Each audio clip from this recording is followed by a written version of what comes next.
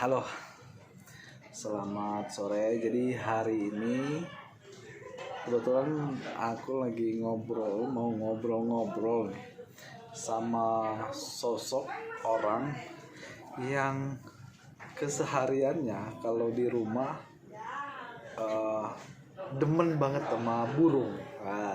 Mau tahu burung apa itu? Sih. Pastinya teman-teman penasaran ya, burung yang ternyata satu ekor burung itu menghasilkan ratusan juta. Tapi bukan dijual ya, bukan juga dibibitin ya, pembibitan. Tapi penasaran kan? Nanti kita ceritain. Dan sekaligus aku pengen ngajak teman-teman. Mungkin di sini ada juga yang hobi pelihara burung. Mungkin teman-teman pengen tahu cara merawat burung, karena dia ini narasumber saya kali ini, dia benar-benar ahli dan terbukti. Lomba-lomba pun dia udah memenangkan tingkat nasional atau provinsi, dari kabupaten, kota sampai provinsi sampai tingkat nasional dia pernah menjuarain ya perlombaan burung. Burung apakah itu? Penasaran? Oke, nanti. Tapi yang bikin penasaran lagi, saya pengen tahu nih, awal mula dia hobi burung. Apa itu? Dari mana dia asal mula hobi burung? Dan apa identik dari burung dia itu apa gitu loh. Selain dari kita mau tanya tentang pola makan, perawatan, manajemen kandang, terus lagi ya gimana sih supaya burung lebih jinak, lebih ya kan, merawat burung itu nggak bisa sembarangan ya. Kalau misalkan cuaca lagi hujan, mungkin perawatannya akan berbeda dengan keadaan suhu yang panas gitu kan. Nah, di sini kita akan kupas tuntas dengan pakarnya ya. Dan mungkin nanti terakhir saya mau tanya itu bagaimana kriteria burung yang paling bagus untuk ikut perlombaan atau memenangkan kompetisi ya. Oke, langsung ini dia, saya bersama Mas Yunan, pakarnya burung Anis. Oke. Mas, sebetulnya saya penasaran, Mas ini suka burung kapan gitu? Awal mulanya suka burung itu dari tahun pertama kali menginjakkan di ranah perlombaan itu pada tahun 2016 itu pada saat pertama saya melihat Piala Presiden Cup itu ya. SBY ya? Bukan, ya 2016 itu pada saat zamannya Pak Jokowi. Pak Jokowi 2016 Pak Jokowi itu berada di Senayan itu ada sekitar 4 gantangan lah, itu yang dihadiri oleh seluruh komunitas, terutama ya komunitas pecinta burung seantero Nusantara. Tetapi dalam hal ini saya mengandalkan jagoan saya, yaitu Anis Merah ya. Anis Merah jagoan saya. Anis Merah. Mungkin teman-teman punya nih Anis Merah. Wis, nih waktunya belajar sama pakarnya. Oke, Anis Merah itu jenis burung apa ya Mas? Anis Merah ini ya, kalau dibilang idola, dulu pernah booming di tahun-tahun ya 90-an lah, sampai tahun 2000 itu pernah booming. Lalu di tahun 2000 sampai 2010 sempat tenggelam karena memang beberapa daerah sudah hampir punah untuk Anis Merah. Saat ini yang masih ada untuk di alam liar itu di Bali paling banyak. Yang kedua di Jawa Barat itu di Jampang, Sukabumi, di Sukabumi, Jampang. Baru beberapa titik daerah tertentu lah. Kalau di Jawa Tengah itu di Pacitan sama Gunung Merapi, itu yang ada di situ. Karena memang agak susah untuk dibudidayakan, maka memang Anis Merah hanya bisa dibudidayakan di alam liar, tidak bisa dimasukkan di dalam kandang lalu dijodohkan lalu berkembang biak, tidak bisa. Kenapa tidak bisa? Karena dia burung-burung yang tipe memang burung liar sebetulnya dia. Burung liar ya, salah satu burung yang dilindungi lah itu. Oh, itu termasuk burung yang dilindungi. Berarti kalau saya pengen nih Mas, jadi harus punya sertifikat atau sebetulnya kalau dikatakan sertifikat itu apabila burung itu memang sudah terdaftar ya, terdaftar salah satunya di dinas dinas lingkungan hidup ya, salah satunya dinas lingkungan hidup, karena itu kan termasuk dilindungi, hewan-hewan yang dilindungi. Tetapi beberapa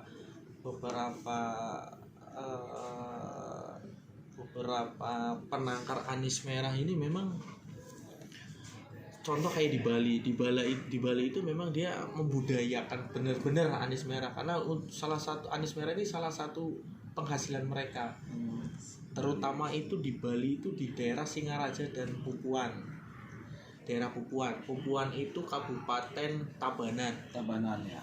Pupuan itu daerah yang memang identik dengan perkembangbiakan anis merah lah.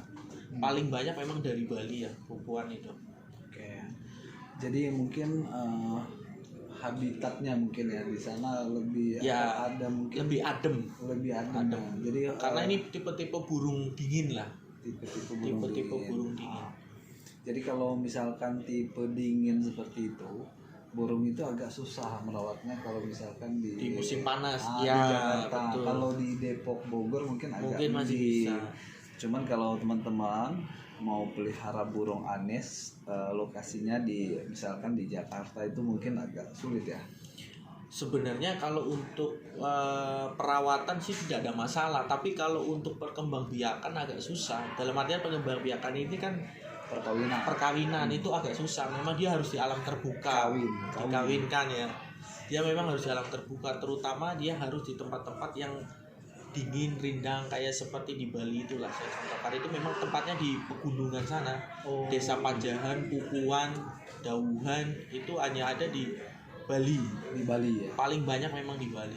Nah kalau tadi kan ada 4 ya di Bali, terus lagi Sukabumi, Gunung Merapi sama Pacitan. Ya kan ada 4 nih. Apakah tipikal atau burungnya kriterianya sama, mulai dari misalkan dari bentuk warna bulu atau mungkin dari suara, dari 4 pernah nggak sih Mas membedakan antara tempat-tempatnya itu? Memang ada kriteria beberapa yang memang sangat membedakan ya, terutama contoh misalkan di Bali, daerah Bali itu memang lebih identik cepat bunyi. Kalau dibilangkan cepat bunyi lah, karena apa? Dia lebih interaksi dengan warga, karena dia di Bali ini dia bersarangnya itu dekat-dekat rumah warga, di perkampungan itu sangat dekat lah. Tetapi kalau yang ada di Pacitan, Gunung Merapi itu memang berada di hutan, di tengah-tengah hutan. Jadi logikanya kalau yang dekat rumah itu kan dia lebih mudah jinak lah, istilahnya lebih mudah jinak. Intinya bermain burung itu, kalau burung itu jinak pasti bunyi. Tapi kalau burung itu giras agak susah lama bunyinya.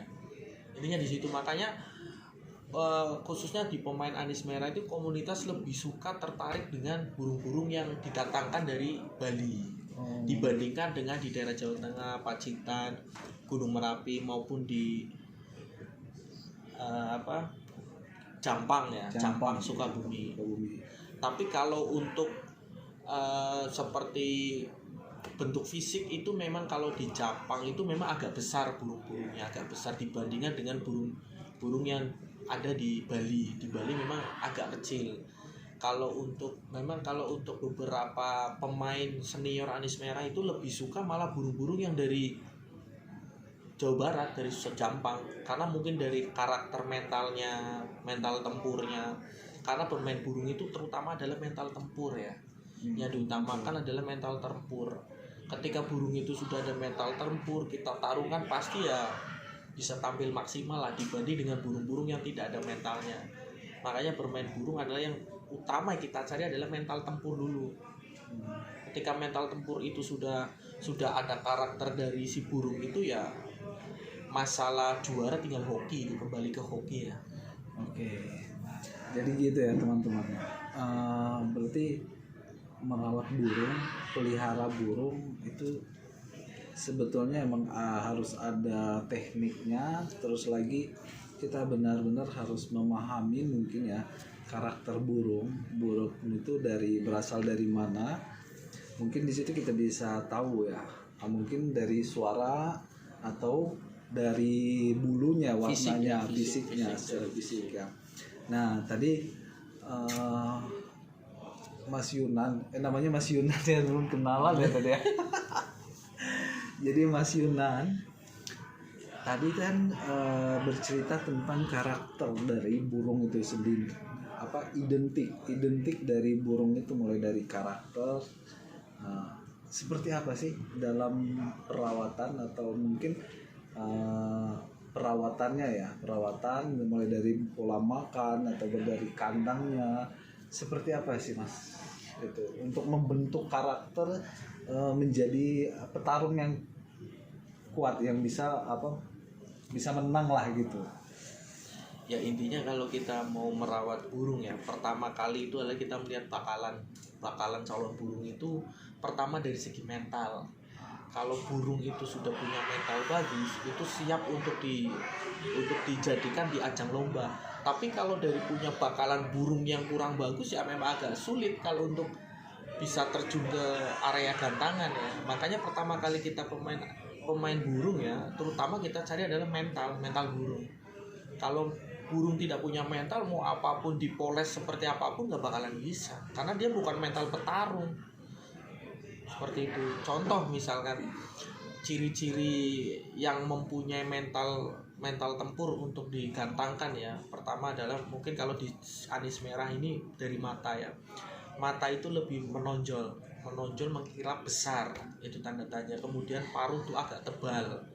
Kalau bagus lagi itu paruhnya agak celah dan lidahnya itu hitam. Paruh itu ini ya. Iya. Apa yang di mulut itu? Iya.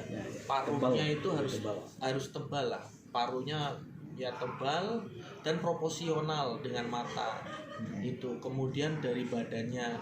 Kalau badannya memang bagus, proporsional, kita melihatnya biasa ciri fisik itu ya. Pertama dari mata, kedua dari cucuk ya, atau paruh, cucuk atau paruh, kemudian dari bentuk kepala, dari bentuk bodi, bentuk kaki, itu kita bisa lihat lah.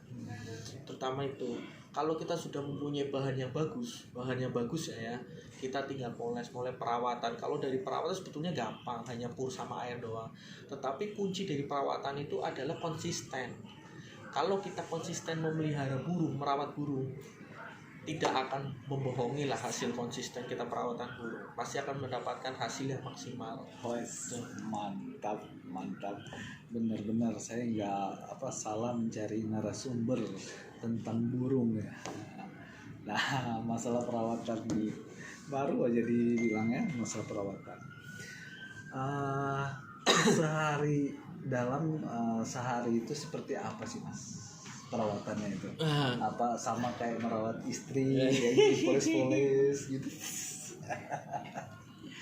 Bercanda itu ya. Gimana ya? Kalau anis merah itu memang perawatannya harus ekstra. Yang pertama misalkan pagi kita jam 4 sudah kita keluarkan, kita embunkan, lalu kita kasih cakrik lah. Misalkan cakrik 2, cacing 1. Cacing. Nah, cacing 1, cakrik 2 kita embunkan. Lalu kita jam 7 kita jemur sebentar lah, 30 menit sampai setengah 8, baru kita kerodong. Baru kita taruh di tempat yang memang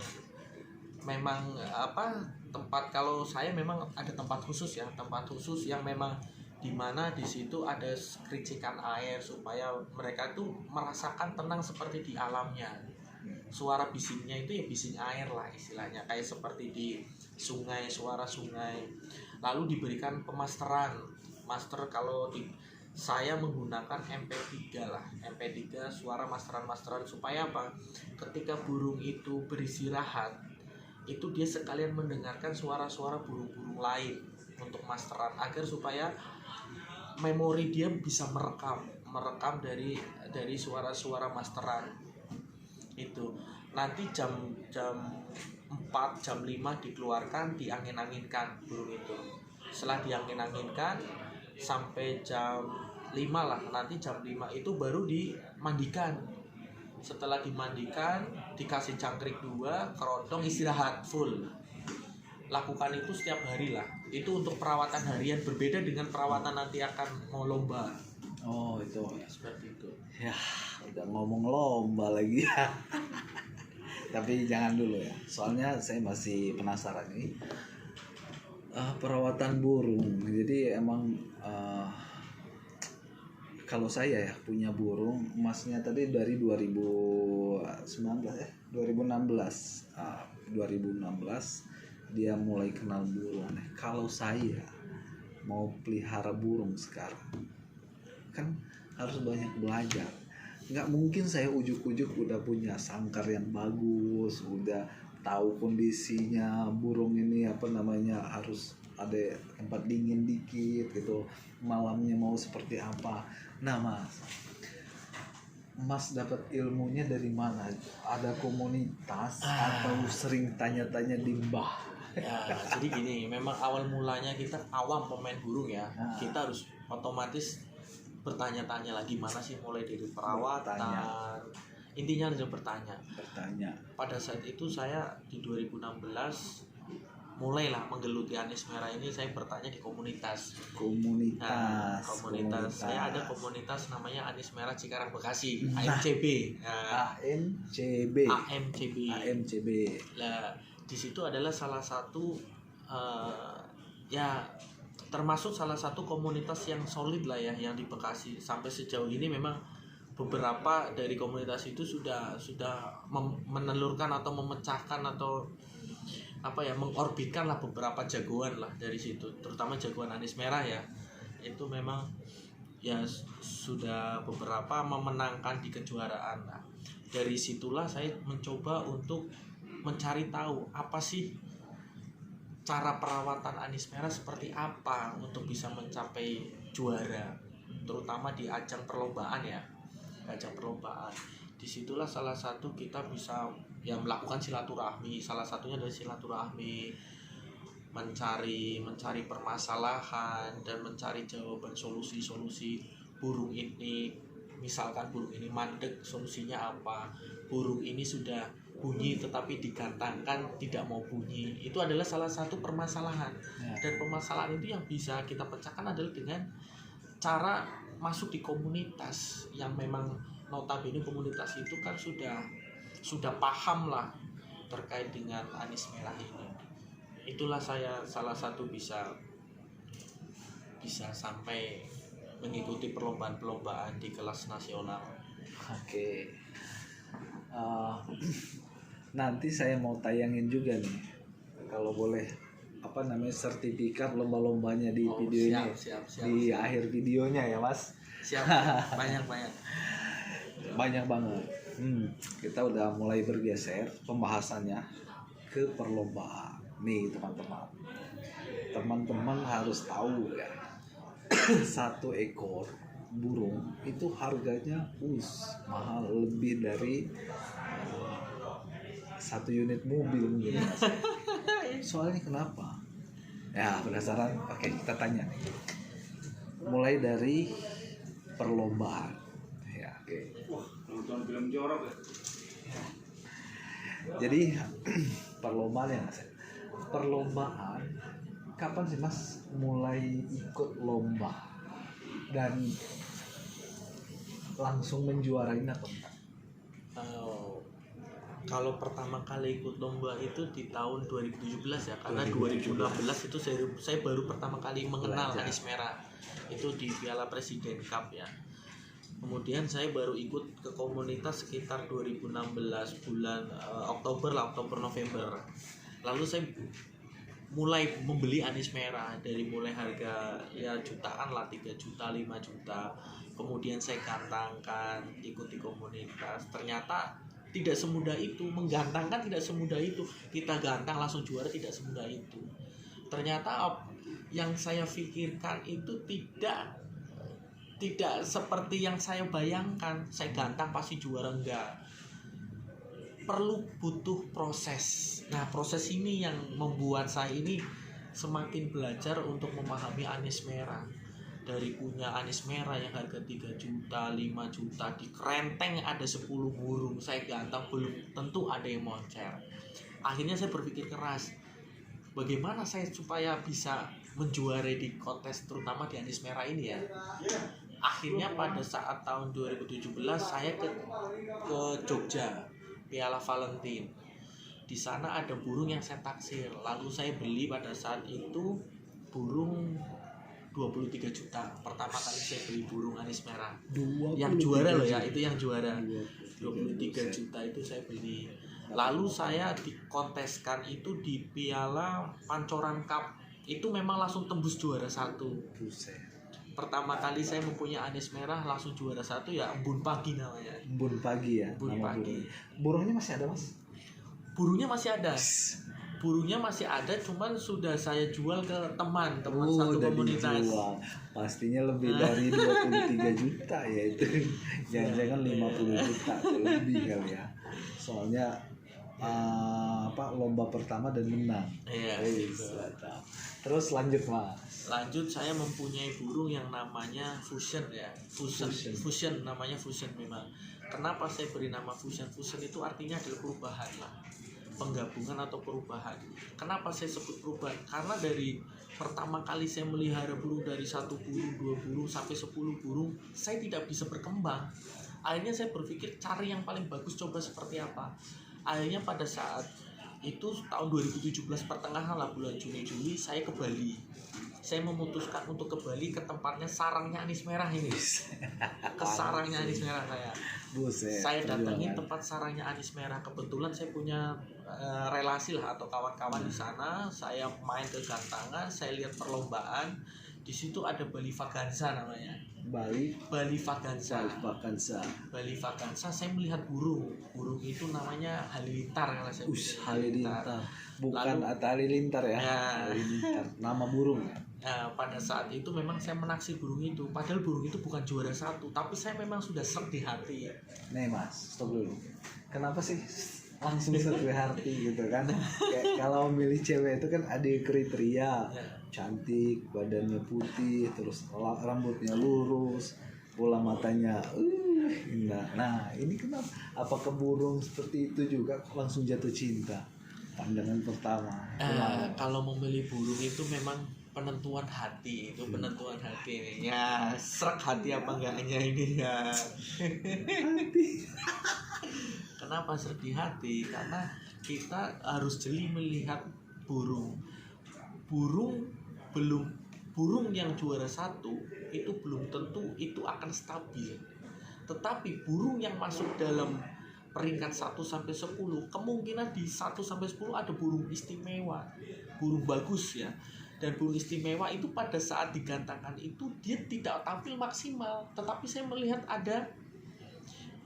salah satu burung itu yang namanya halilintar, ini burung prospek, makanya burung itu saya ambil. Pada saat itu dia burung juara kelima, hanya tembus kelima, tapi saya suka, saya boyong dengan harga 40 juta pada saat itu. Halilintar 40 juta.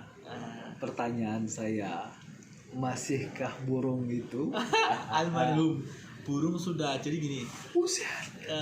Ceritanya halilintar itu waktu itu 2017 saya beli dan itu ada ulang tahun anis merah Cikarang Bekasi. Anis merah Tahun berapa?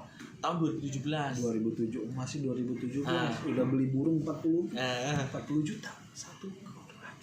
Rencananya itu memang burung itu mau saya turunkan di ajang anniversary pertama AMCB itu. Pada saat itu saya mengandalkan benar-benar burung itu, makanya saya mencari sampai ke Bali mencari burung. Ternyata pada saat dilombakan burung itu tidak mau kerja sama sekali, dan burung itu mandek 1 tahun.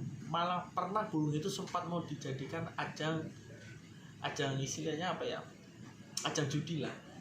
Pada saat itu tuh ada Barcelona sama MU. Saya taruhan MU, ayo pakai burung pada saat itu. Teman saya itu nggak mau burung jelek. Oh ya sudah, tapi saya tahu itu burung bagus, dan memang pada saat itu burung itu memang kondisinya sedang rusak. Akhirnya 1 tahun burung itu macet total, itu burung nggak mau bunyi sama sekali. Saya rawat akhirnya, saya titipkan ke teman, kebetulan teman itu salah satu teman orang Garut, dia salah satu memang ya suhu anis merah. Saya minta tolong rawatkan, dia memang nggak usah om bicaranya gitu, kenapa nggak usah, ini burung jelek kurang bagus menurut saya. Padahal dia belum tahu kalau saya memang sudah tahu di lapangan burung itu memang punya kualitas, dan nyatanya dia memang tembus kok, istilahnya 10 besar tembus, dia peringkat ke-5 di Bali Vaganza. Lalu saya optimis, saya rawat burung inilah baik-baik, padahal burung saya banyak ini di rumah. Saya rawat optimis. Pada saat tahun 2018 saya mencoba peruntungan burung itu pertama kali itu di Piala Kujang Bandung, Piala Kujang Bogor, Piala Kujang Bogor. Saya mainkan di 1 sesi, dia langsung peringkat ke-3. Nah, setelah peringkat ke-3 itu saya baru pertama kali mendapatkan settingan burung ya. Yang pertama kali itu settingan burung itu dengan kelabang, ekstra foodinya kelabang. Di luar japrik dan cacing itu pada saat itu saya menemukan kelabang. Setelah itu burung itu masuk 3 besar, juara ke-3 di Piala Kujang. Lalu minggu depannya saya konteskan di Piala Wali Kota Bekasi. Piala Wali Kota Bekasi dia hanya bisa tembus di peringkat 6 dan peringkat 11. Lalu burung itu mabung. Ini ceritanya fusion ya. Burung itu mabung. Setelah mabung, burung itu main di Piala Kerawang. Mabung itu apa sih Mas? Mabung itu ganti bulu. Oh, Ganti bulu. mabung. Ya, ganti Mabung bulu. itu bahasa apa sih itu? Mabung, burung. Jadi dia burung itu setiap 1 tahun sekali, bisa setahun sekali, bisa 2 kali dia mengganti tubuhnya atau mengganti bulu-bulunya. Bulunya Itu namanya rontok gitu ya. disebut mabung. Nah, pada saat mabung itu memang saya rawat dengan konsisten lah. Intinya adalah kuncinya perawatan dengan konsisten. Saya rawat dengan konsisten. Lalu setelah beres mabung, saya coba untuk main di lomba di Piala Kerawang. Di Piala Kerawang itu dia sempat pertama kali digantang masuk ke 14. Kemudian teman-teman dari tim sempat protes, loh burung kerja dari awal kenapa dilempar ke 14, salahnya apa? Lalu sesi kedua itu di tiket utama saya mainkan burung itu langsung masuk juara 1. Sesi berikutnya masuk juara 3, sesi berikutnya lagi masuk juara 2. Pada saat itu langsung ditawar 50 juta burung itu. Ditawar 50 juta, padahal saya beli 40 juta 1 tahun yang lalu ya. 1 tahun yang lalu saya beli 40 juta. Pada saat itu ditawar 50 juta. Saya bilang, maaf, saya hanya punya burung ini yang punya nama saya. Dan burung itulah yang bisa mengangkat saya di kancah nasional. Makanya saya beberapa kalau di daerah Bandung, Jabodetabek mengenal saya ya lewat burung ini. Itu ya. Dengan burung ini mereka mengenal saya. Artinya burung ini sudah disegani. Setelah bermain di Piala Bupati Kerawang, memenangkan beberapa event, lalu saya bermain di Piala Bupati Bogor. Piala Bupati Bogor tembus juara 1. Minggu depannya lagi bermain di Piala Dandim Cup Bogor, juara 1. Minggunya lagi berangkat di Piala Kapolres Cup Sukabumi, juara 1, 3, 2, 4. Gila. Di situ sudah ditawar 100 juta sama salah satu pemain anis merah di Bandung. Ditawar 100 juta. 100 juta 1 ekor burung. Dalam 1 bulan berapa kali menang ya itu? Ya hampir Juara 1. sering lah, udah nggak kehitung. Nggak kehitung 1 bulan doang itu Ya. Bayangkan ditawar 100 juta, bro, dia nggak mau jual bro, rugi. Lalu kemudian itu bermain di Bandung di Piala Gubernur ya. Piala Gubernur Bandung masuk di juara 3. Gubernur Bandung juara 3. Lalu di Piala AMKC Anis Merah Cimahi ya, Anis Merah Cimahi. Anis Merah Cimahi dia sempat juara 1 dan juara 3. Lalu bermain di Piala Polda Jawa Barat, dia masuk ke 3. Setelah itu burung mabung.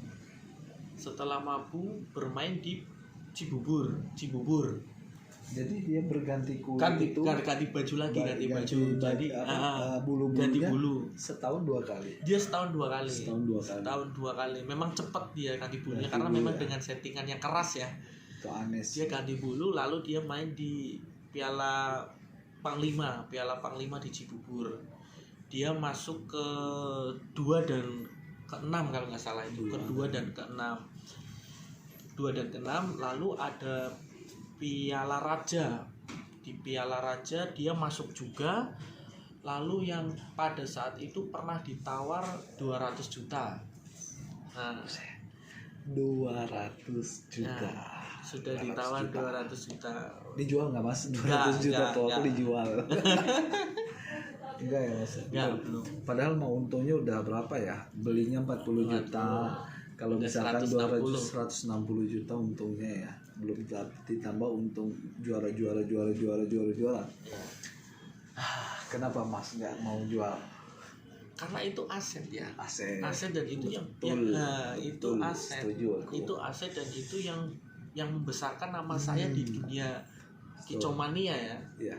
Nama saya ada di dunia perbulungan, di dunia kicomania seantero Nusantara ya berkat burung ini. Iya. Dengan berkat burung ini, saya berpikir kalau burung ini saya lepas, otomatis saya sudah tidak punya jagoan lagi. Oh iya benar. Sudah tidak punya jagoan lagi. Nama Sudah- pun turun ya. Nama pun turun. Karena mencari jagoan, terutama dari Semarang itu sangat susah. Iya.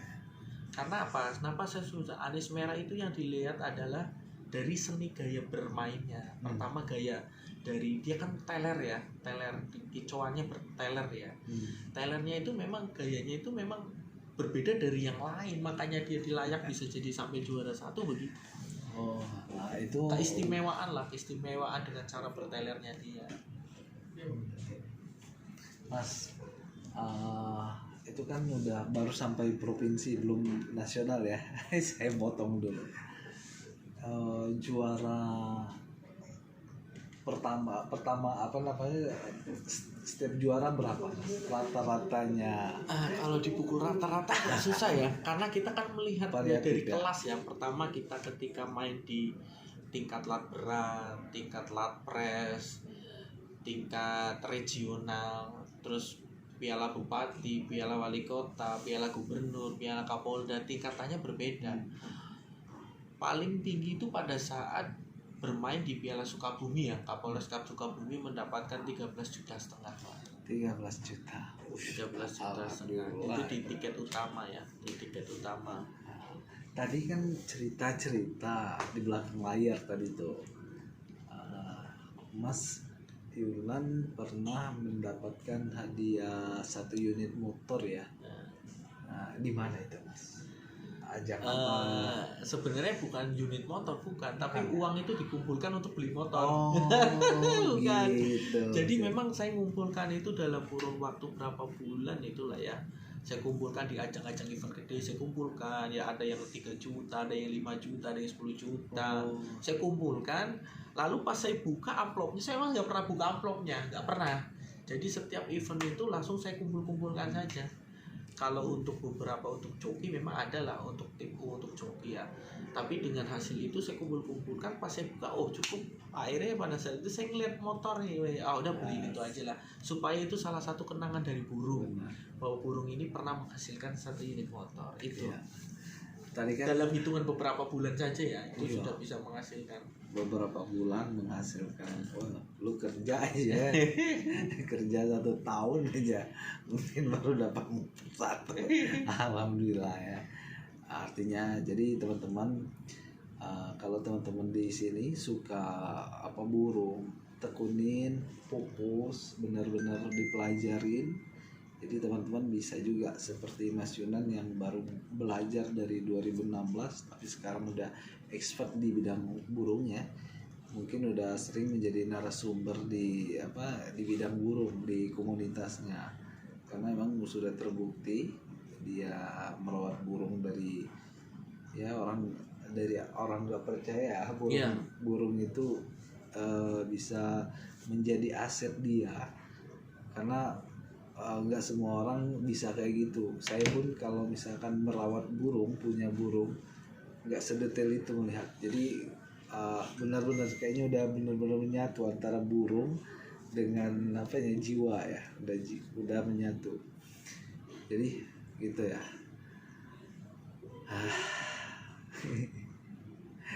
200 juta nggak dilepas. Burungnya masih ada nggak masih? Burungnya udah meninggal. Oh, burungnya. Waduh. Almarhum. Sudah Serius, almarhum. Mas? Serius. Dia Hilang dong, meninggal 200 ini juta. tahun 2019 lah, pertengahan meninggal burung. Ya akibatnya memang karena terforsir untuk lomba terus ya. Jadi burung itu mungkin karena terlalu banyak extra fooding yang masuk. Masih tadi memang settingannya tinggi ya. Settingannya itu kelabang. Memang itu bagi pemain burung terutama itu kelabang itu settingan kencang, settingan yang terlalu tinggi lah. Itu untuk suaranya ya? Bukan, Ini, untuk apa? menambah mental factor, menambah mental factor itu saya memang menggunakan cocoknya memang kelabang. Mantap ya. Terima kasih ya Mas Yunan. Mungkin besok kita akan bincang-bincang lagi tentang burung ya.